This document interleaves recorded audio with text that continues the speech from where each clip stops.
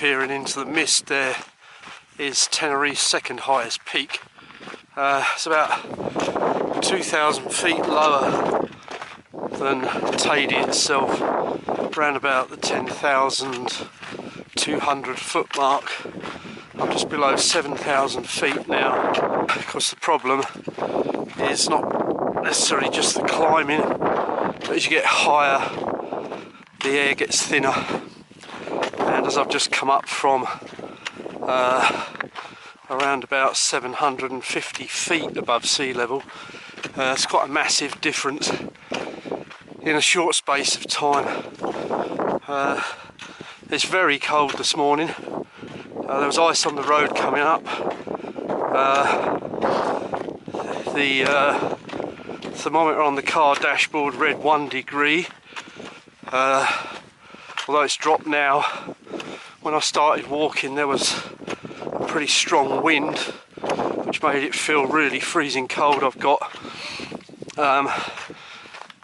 a wool layer with a fleece layer and then a down jacket on, so I'm just starting to warm up. The sun's just hitting the caldera, which is what I'm walking in. So as it progresses, as the walk progresses, things should warm up nicely, but at the moment it's still pretty chilly.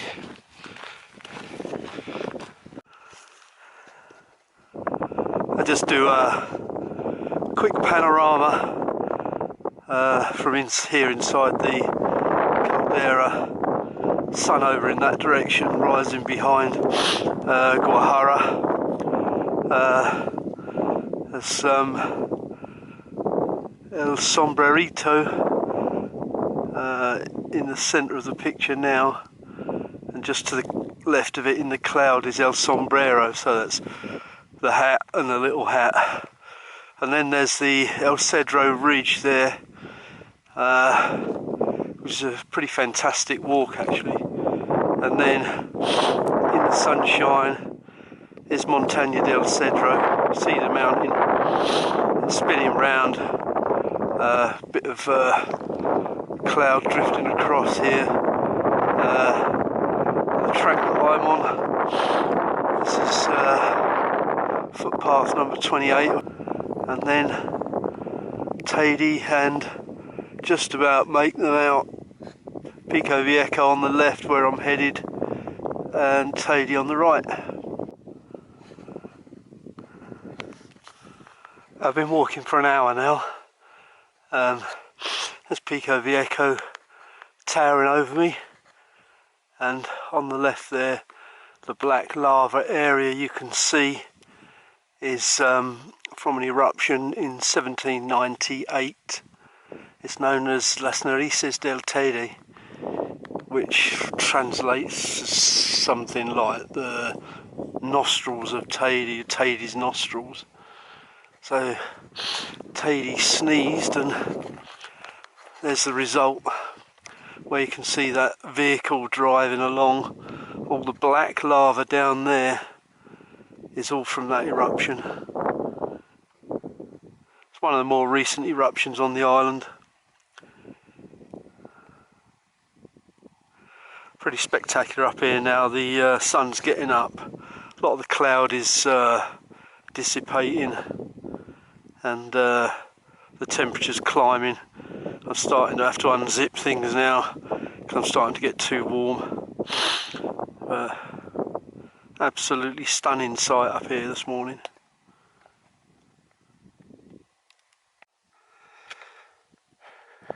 Right, I'm around 8,200 feet now. The path has become extremely steep. I've climbed 350 feet in a matter of 10 minutes or so. So I'm having to stop fairly regularly. You can possibly make out on the right hand side of the black patch of lava up ahead, you might be able to see the path just zigzagging over to the right. That's where I'm heading. Fairly chilly still, but it's bearable now in the sun, and I'm just going to carry on up, and I'll give you an update further up.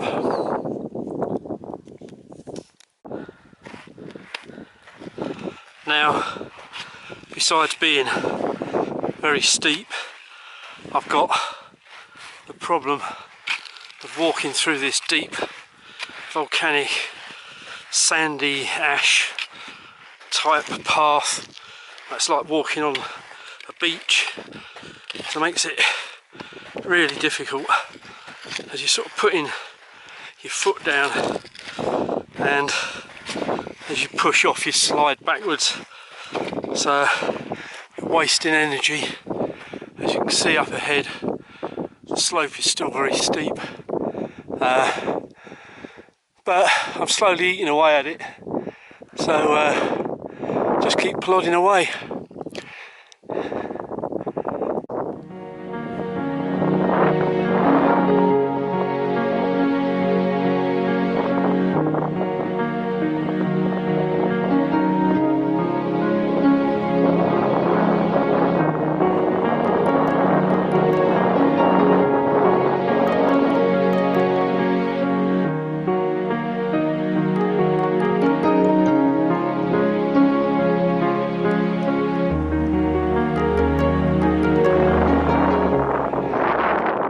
I've just got to the 9,100 foot mark,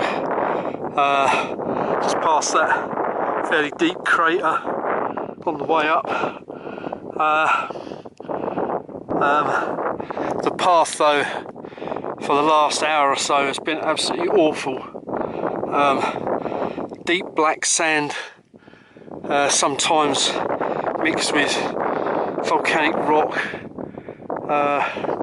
It's like one step forward and two backwards a lot of the time. Absolutely awful. So this is taking longer than anticipated. I've never been up this way before. I've been on to Pico Viejo before via a different route, and it certainly wasn't as bad as this route. There's a good view there down below of the lava flow from the eruption, 1798 eruption, and it's a pretty wonderful day up here actually. This crater is one of the Narices del Teide, Nostrils of Teide. This path that I've been on for some time is pretty horrendous, and it's slowed me down a hell of a lot, so I've decided I'm not going any further than the Nostrils today. This is quite a fitting climax to the walk, so I'm just going to explore around here for a bit and make my way back down to the car. This is quite spectacular. I've been to the summit of Pico Viejo before using a different route. It was a much better route than the one I'm on, or been on. So I think if I climb Pico Viejo again, that's the way I'll go. Because I know it was, it only took me about 3 hours last time. Look at this. It's just quite incredible.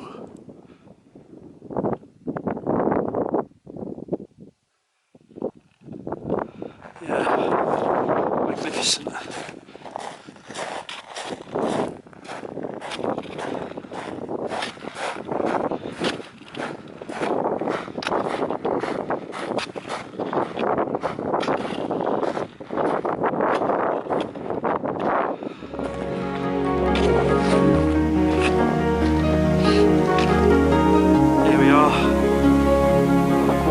Of the Nostrils of Teide.